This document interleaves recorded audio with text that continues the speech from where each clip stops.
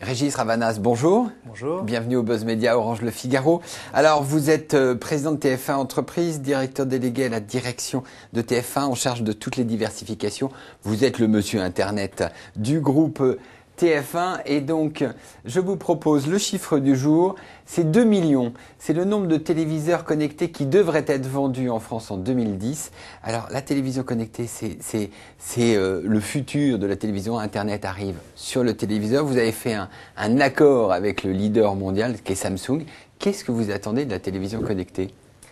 On en attend beaucoup. Il y a effectivement la télévision connectée qui est celle qu'apportent aujourd'hui des sociétés comme Samsung avec des téléviseurs qui sont directement connectés à Internet, mais il y a aussi celle qui passe par des opérateurs comme Bouygues, Orange, SFR à travers leur box. Donc ça nous permet d'apporter une expérience enrichie autour de notre chaîne, autour de notre média principal qui est TF1 et même de nos autres chaînes.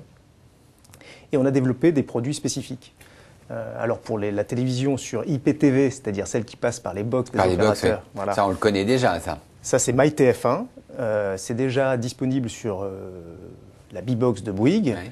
Et avec des scores d'ailleurs assez spectaculaires. Hein. On n'a pas encore communiqué sur MyTF1. Vous savez que MyTF1, en fait, c'est de la télévision de rattrapage, qu'elle soit gratuite ou payante à travers TF1 Vision, notre service de VOD, mais aussi des applications spécifiques d'information, de météo, des jeux. Et on s'est rendu compte, là, sur les premiers tests qui viennent d'être effectués, qu'il y aurait plus de 30% des gens qui sont connectés à la B-Box qui vont sur MyTF1. C'est colossal, plusieurs fois par mois. C'est-à-dire qu'ils suivent en direct sur TF1 une émission et après, ils le prolongent sur Internet, c'est ça, ils prolongent l'expérience en revoyant le programme ou en allant chercher des éléments de complément d'information sur le programme, des bonus, etc. Et d'ailleurs, à ce sujet-là, on est sur le point de signer un accord important. On ne peut pas l'annoncer encore parce qu'il n'est pas signé. On ne peut pas le dire malheureusement, mais ça sera quelque chose je pense, d'assez spectaculaire, d'une présence de MyTF1 sur le réseau sur d'autres box. D'accord. Bon, il en reste deux, enfin trois, Free, Orange et SFR, quoi. Darty aussi. Et Darty. Voilà. Sinon, on l'a vu depuis 2 ans. Vous avez pardon, pour finir, excusez-moi, parce que je n'ai pas fini de répondre à votre question. L'accord Samsung est aussi quelque chose de très important. Alors, Samsung, c'est le leader en France de la télévision. Et ils attendent beaucoup de cet accord avec TF1. Là aussi, on propose une expérience enrichie de TF1. Et puis, nous espérons signer d'autres accords avec d'autres opérateurs de télévision. Alors, je disais, depuis 2 ans, on a vu les grands succès de Secret Story, puis plus récemment Clem sur Internet, avec des visionnages de vidéos. Je crois qu'il y avait 100 millions de vidéos. 300 millions. 300 millions de vidéos. La vidéo, c'est le hit. Alors, on voit, c'est un très grand succès. Est-ce que ça devient rentable comme activité ? Alors, est-ce que vous arrivez à vendre des publicités assez chères ? Oui. Alors, tout d'abord, il y a plusieurs types de vidéos sur Internet. Nous, ce qu'on souhaite être, c'est le leader de ce qu'on appelle la vidéo premium sur Internet. On a eu plus d'1,5 milliard de vidéos qui ont été visionnées sur notre site. C'est énorme, on est de très loin le leader parmi les médias sur ce territoire. L'an passé, mais ce dont on se rend compte, c'est que celle qui se valorise le mieux, c'est quand même la vidéo premium. C'est celle qui est issue de nos programmes, pour faire court, et notamment la télévision de rattrapage, celle qu'on appelle la Catch-up TV. Oui.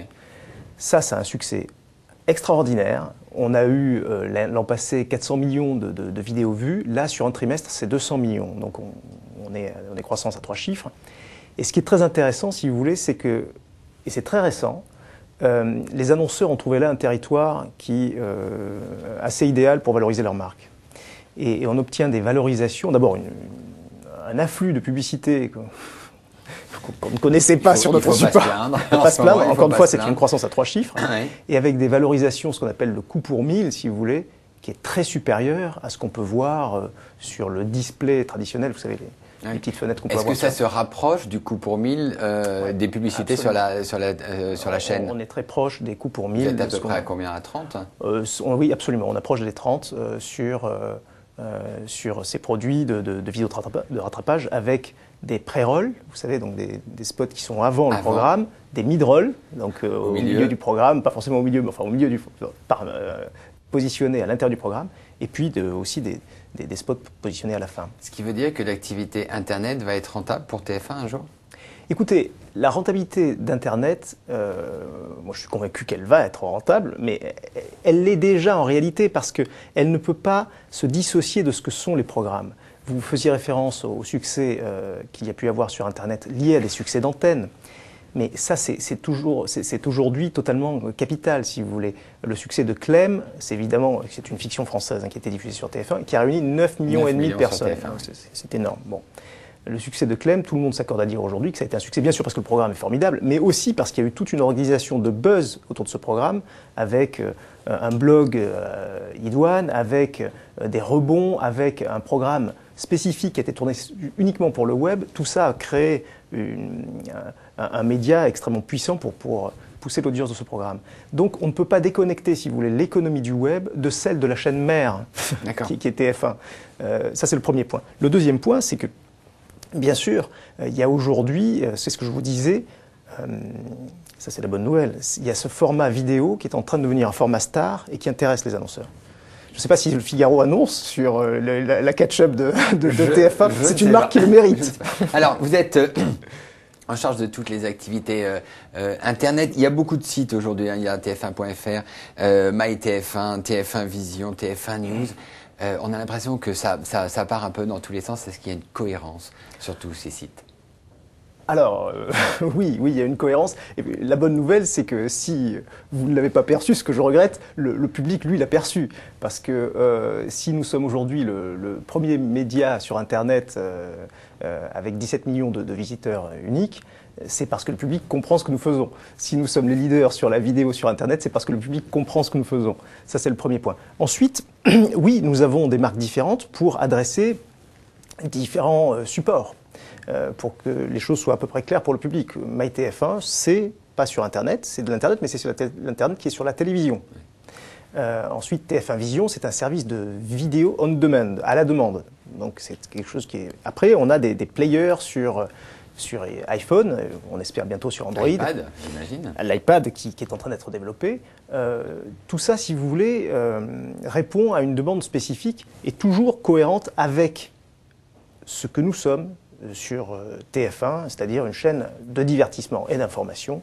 Et on ne s'interdit aucun des territoires qui sont liés à ça, que ce soit le sport, que ce soit l'information, que ce soit le divertissement, la fiction américaine. Tout ça doit être traité. Mais encore une fois, le public, lui, il a trouvé la cohérence. Sinon, on n'en serait pas là sur ces scores. Je chercherai la cohérence. Régis Ravanna, je vous remercie et nous nous retrouvons demain pour un nouvel invité du Buzz. Merci beaucoup. Bonne journée.